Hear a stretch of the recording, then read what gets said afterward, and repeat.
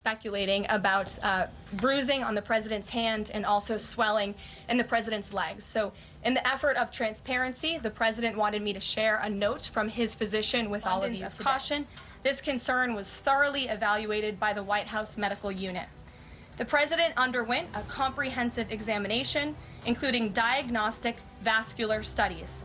Bilateral lower extremity venous Doppler ultrasounds were performed and revealed chronic venous insufficiency, a benign and common condition, particularly in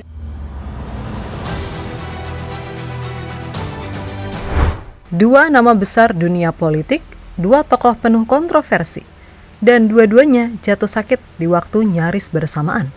Donald Trump, mantan Presiden Amerika Serikat, dan Benjamin Netanyahu, Perdana Menteri Israel, sama-sama mendadak absen dari aktivitas penting negara. Trump dilarikan untuk pemeriksaan setelah mengalami pembengkakan di kedua kakinya. Sementara Netanyahu harus dirawat karena keracunan makanan yang memicu radang usus. Bukan cuma jadi tajuk utama media dunia, tapi juga bahan komentar pedas dan lucu dari netizen di berbagai belahan dunia. Banyak yang menyambut kabar tersebut dengan syukur. Ada yang menganggapnya karma, dan tak sedikit yang melihat sebagai pertanda bahwa roda kekuasaan mulai berputar. Tapi benarkah ini hanya soal medis atau memang ada yang sedang bekerja di balik layar yang bahkan kekuatan politik tak bisa lawan, yaitu hukum alam? Mari kita bahas lengkap. Mulai dari diagnosis medis, reaksi publik, hingga sisi yang tak terlihat dari momen ini. Jangan di-skip karena mungkin ini bukan sekedar sakit biasa.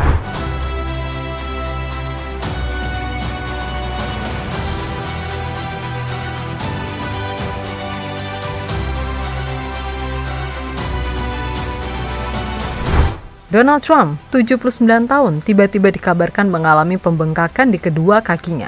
Pemeriksaan medis langsung dilakukan oleh tim dokter Gedung Putih. Hasilnya, chronic venous insufficiency, sebuah kondisi kronis yang umum dialami orang tua, tapi tetap tidak bisa dianggap remeh. Penyakit ini muncul ketika katup dalam pembuluh darah balik atau vena, khususnya di kaki, tidak lagi berfungsi normal. Akibatnya, darah yang seharusnya mengalir ke jantung justru tertahan di kaki. Gejalanya adalah pembengkakan, rasa berat, nyeri, bahkan bisa berujung ke luka kronis jika tidak ditangani. Tapi menurut laporan medis oleh dokter Gedung Putih, Sean Barbarella, DO, Trump dinyatakan tidak mengalami deep vein thrombosis atau DVT atau pembengkakan darah dalam yang bisa mengancam jiwa. Pemeriksaan jantung dan ginjal pun menunjukkan hasil normal, tapi tetap saja para dokter menyarankan pemantauan ketat dan penanganan jangka panjang. Salah satu terapi utama yang harus dijalani adalah penggunaan kaos kaki kompresi yang harus dipakai setiap hari. Bukan hal yang menyenangkan, terutama untuk seseorang yang dikenal aktif, bahkan masih tampil energik di panggung kampanye dengan joget khas YMCA-nya. Satu lagi yang memicu kehebohan publik, memar mencolok di bagian tangan Trump yang selama ini ditutup make up. Gedung Putih menjelaskan itu hanya efek ringan dari kombinasi kebiasaan berjabat tangan dan konsumsi aspirin rutin. Tapi publik terlanjur penasaran, benarkah hanya efek ringan atau ada sesuatu yang lebih besar sedang disembunyikan? Satu yang pasti, ini adalah kali pertama Gedung Putih secara terbuka membahas kondisi kesehatan Trump sejak lama, dan itu membuat semuanya makin mencurigakan.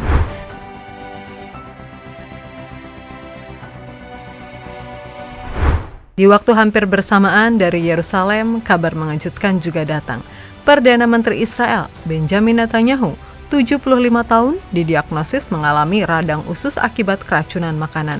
Menurut pernyataan resmi dari kantornya, Perdana Menteri merasa tidak enak badan sejak malam sebelumnya, dan setelah diperiksa oleh Dr. Alon Hershko dari Hadassah University Hospital, ia dinyatakan mengalami peradangan usus akibat makanan yang basi. Sumber The Jerusalem Post. Netanyahu kini dirawat dari rumah dan menerima cairan infus untuk dehidrasi. Selama 3 hari penuh, ia dinyatakan cuti istirahat dari aktivitas fisik, namun tetap mengatur urusan negara dari kediaman resminya. Tapi yang jadi perhatian besar justru bukan sakitnya, melainkan momen terjadinya penyakit itu. Ya, karena dengan alasan ini Netanyahu tidak hadir dalam 2 jadwal sidang pengadilan atas kasus korupsinya. Padahal sidang itu merupakan bagian dari cross-examination untuk kasus 1000. Kasus besar yang menyeret Netanyahu karena diduga menerima hadiah mewah dari produser Hollywood Arnon Milchan sebagai balasan atas kebijakan menguntungkan.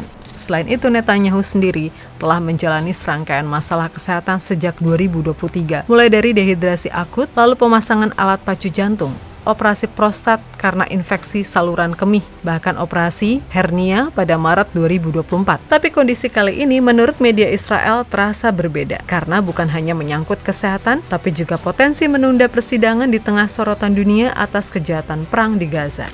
Dikutip dari Andalu, seorang reporter senior di Channel 12 Israel bahkan memberikan pandakan seperti episode yang menambah rangkaian kejadian medis yang muncul ketika tekanan meningkat. Apakah benar sakit ini hanyalah insiden makanan basi atau ada skenario politik yang bermain di balik diagnosis medis?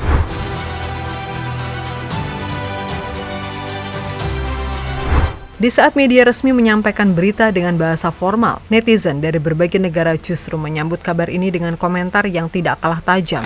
Dimulai dari Trump, saat berita diagnosisnya dipublikasikan oleh media seperti CNN, BBC, 9 News Australia, NBC New York, dan berbagai media lainnya. Kolom komentar langsung penuh dengan ungkapan sinis, satir, bahkan doa yang terdengar ambigu. Seorang pengguna bernama Lafayette menulis, "He's passing everything but away." Netizen lain bernama @MissIntelligent langsung berkomentar, "My smile appeared so fast." Lalu ada akun bernama Neo yang bereaksi spontan, "Donald Trump has been diagnosed. Yes, yes, yes. It is not fatal. No, no, no."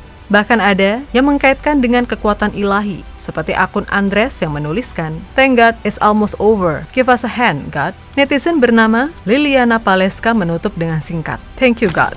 Sebuah rentetan komentar yang menunjukkan bahwa bagi sebagian orang, Trump jatuh sakit bukanlah kabar buruk, malah seperti kabar pembebasan. Lalu bagaimana dengan Netanyahu? Reaksi serupa juga muncul di media Asia, seperti Sinar Harian Online dari Malaysia. Akun @Muhaimin_Sisui langsung menuliskan, "Berita paling gembira." Lalu, Wonis67 dengan santai berkata, "Tak lama dah nih." Ada juga komentar sarkas seperti dari akun @Sinix yang menyebut, "Berita buruk no, berita baik yes." Netizen @Cendoludang bahkan menambahkan humor lokal, "Makanan pon tak suka dia." Dan komentar nyeleneh dari M_Amin menulis, "Allah Akbar, makanan itu macam mana weh? Tolong bawa makanan itu pergi hospital." Sebagian menganggap ini sebagai lelucon, sebagian lagi menganggap ini sebagai tanda-tanda pembalasan semesta terhadap para pemimpin yang selama ini dianggap kebal terhadap kritik dan hukum. Tapi satu hal yang jadi jelas, publik dunia tidak hanya mengikuti berita ini, mereka juga merayakannya.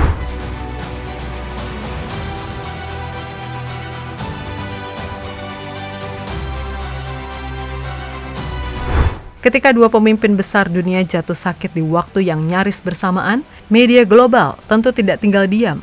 Di Amerika Serikat, media seperti NBC New York, CNN, dan Mail Online ramai mengulas kondisi Trump dari detail diagnosis medis sampai spekulasi soal kebugarannya untuk melanjutkan periode kekuasaan. Di sisi lain, media Israel, Channel 12, Jerusalem Post, dan Times of Israel fokus pada absennya Netanyahu dari sidang korupsi yang seharusnya dijalaninya pekan ini. Apakah ini hanya coincidence belaka atau memang ada momentum besar yang sedang berjalan? Yang pasti, ketika dua pemimpin penuh kontroversi dipaksa mundur sejenak, dunia memperhatikan dan sebagian bahkan merasa lega.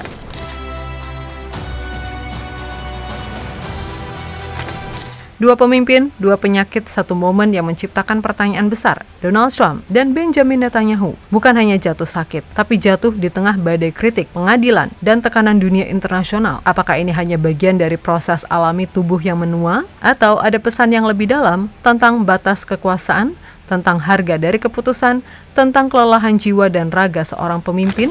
Dunia bisa saja menyebut ini kebetulan medis, tapi jutaan netizen tak segan menyebutnya karma. Karena sebesar apapun kekuasaan, sepandai apapun membungkam suara, tubuh tak bisa diajak kompromi. Dan ketika tubuh mulai bicara, mungkin itu cara alam untuk mengingatkan, tidak ada yang abadi. Pertanyaannya sekarang, apakah ini awal dari akhir atau hanya babak baru dari kisah yang belum selesai? Kamu sendiri percaya ini kebetulan? Atau kamu juga mulai yakin semesta sedang berbicara?